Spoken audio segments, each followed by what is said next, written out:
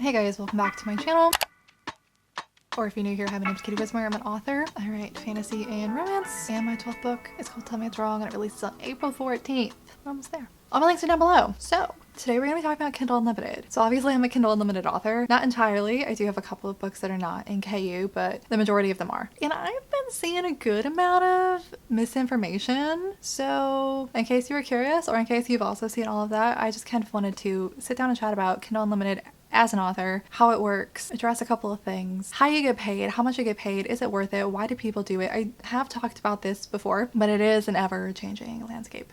So I do have some examples to show you. I know we love the numbers, we love the charts. I also have a resource that I'm going to link down below for you. So a really brief rundown on me in case you don't know me. Like I said, I have 11 books out. I write poetry, fantasy, and romance, or at least that's what I have out. I don't publish all the same genres anymore, but all my fantasy and romance is in KU, so all of my novels. Let's get through the basics. I'll leave timestamps down below if you want to skip this. Kindle Unlimited is a program on Amazon which requires your ebook to be Amazon exclusive, and then people who are a part of the Kindle Unlimited membership, they pay, I think it's like $11 or $12 a month. They can read any of the books in the KU catalog for free. It's a part of their subscription, and KU basically lets you borrow books like a library. You can take in 20 copies and you have to return or give back a book before you can borrow another. When your book is in Kindle Unlimited, people can still just purchase the ebook regularly for $5 or whatever. I've definitely seen some confusion because the rules are not consistent across the board. We've seen more and more traditionally published books show up in Kindle Unlimited, but then there are also other places.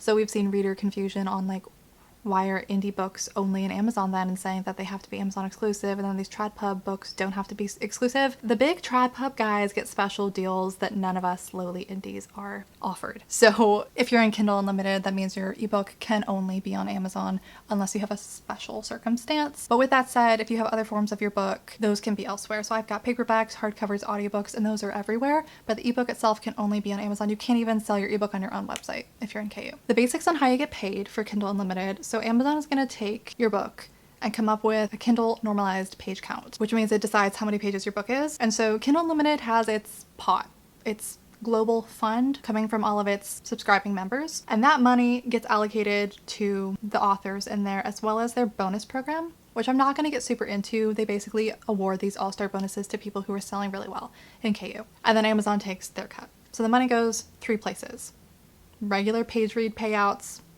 all-stars, Amazon's cut. Your book, with however many pages it decided you have. For example, my book, The Marionettes, it has decided as 347 pages. So if someone reads my book all the way through, they read all 347 pages, I get paid a certain rate multiplied by that number.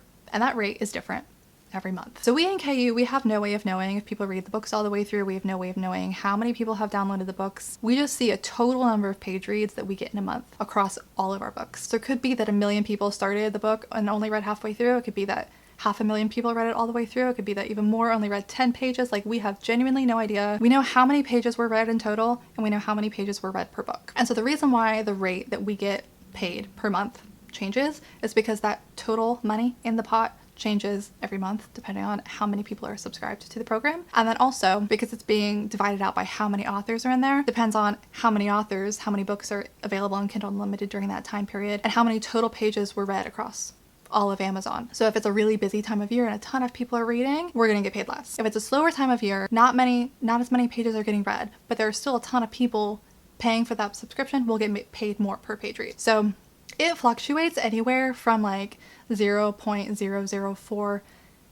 A few times in history it has made it up to 0.005 and a little bit over, not in years. It's usually somewhere between like 0.004, 1, 2, maybe somewhere around there. The resource that I'm going to have in the description is the historical data, so you can see what that rate has been every single month since Kindle Unlimited's inception. And the reason why this is really helpful, I see a lot of newer authors who have just joined KU panicking every time the rate dips pretty low one month. But once you've been in it for a while, you see that there are trends and there are just certain months that happens, and it all kind of evens out. With that said, Amazon doesn't treat its authors well. You don't get paid well in KU, and it's only getting worse. Like, the rates that we get paid, if you look back at how much people used to be making, it's not what it should be, especially considering the global fund is so much greater than it used to be. With that said though, I have all of my books in Kindle Unlimited for the most part, so the pros for me outweigh the cons. There are a lot of reasons why so many authors are still in KU despite its faults, which we're gonna get into. So let me show you an example, a case study, and then I'm gonna address a couple of common misconceptions. So if you've been around for my like end of the year reports on how much I sell in a year, you've seen Kindle Unlimited on my pie charts is usually around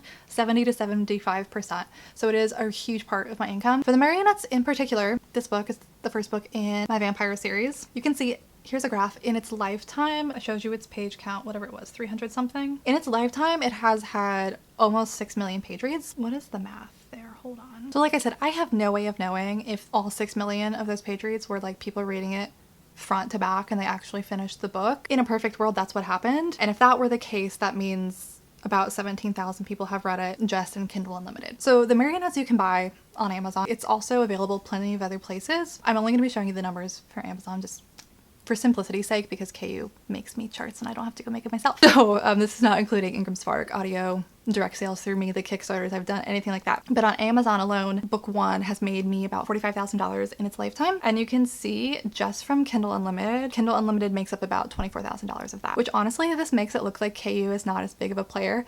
But if you're looking at just digital sales, that's $24,000 versus I think just outwardly buying the ebooks for me was about $8,000. The Marionettes came out in 2021. That's 4 years. $8,000, 4 years. Here's a screenshot of the chart for what the rate has been just in the past couple of months. You can see for January is 0.004094. And part of what inspired me making this video is that's a low rate. It's lower than it's been in a while and it freaked a lot of people out. It was lower than it was expected to be. The month before that, as you could see, was 0.0044, which might seem small, but that was people lost thousands of dollars that they were expecting. At that rate, if someone were to read the Marionettes all the way through, I get paid $1.42 for that book. In comparison, like people pay more per click for a Facebook ad than that. I don't, but some people do. In comparison, the ebook for the Marionettes is $4.99 on Amazon. So if someone just outwardly purchases that, I make $3.44. So I get less than half of what I would make if someone bought the ebook versus read it on Kindle Unlimited. Now this might sound like complaining, like, oh my god, yeah, I do think Amazon needs to pay their authors better. I do.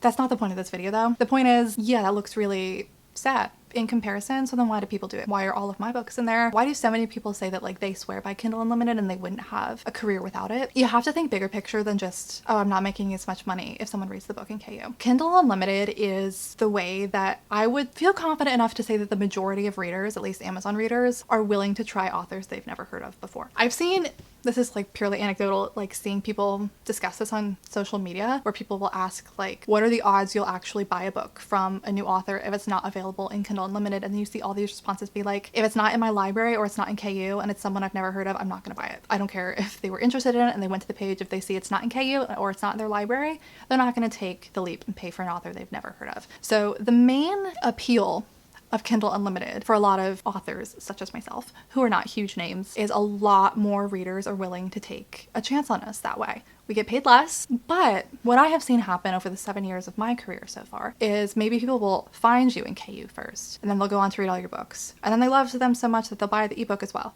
And then they also want the paperback. And then you release a special edition and they'll go get that too. So it's an entry point. You kind of have to think of it as a lost lead. It makes it easier on readers to take a chance on you as a new author or an author that they've never heard of. Ugh.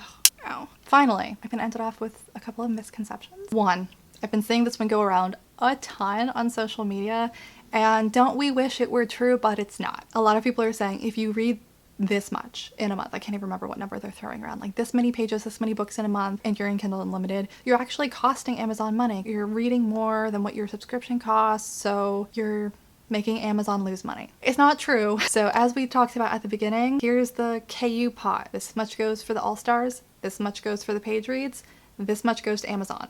That chunk that goes to Amazon is not gonna change no matter how many pages are read in total in a month. The only thing that's gonna change is the author pot. So if everybody's reading a ton more than usual, we just get paid less per page read. So Amazon's little pot isn't gonna change. They're still gonna take the same cut no matter what. So we wish it were true. By all means, read a ton, read as much, get your money's worth for your subscription. But if you think you're sticking it to Amazon, alas. Next one, for the readers who wanna be helpful and they wanna make sure authors are getting paid and are so nice about it, flipping really quickly to get to the end of the book to make sure authors get all of their paid.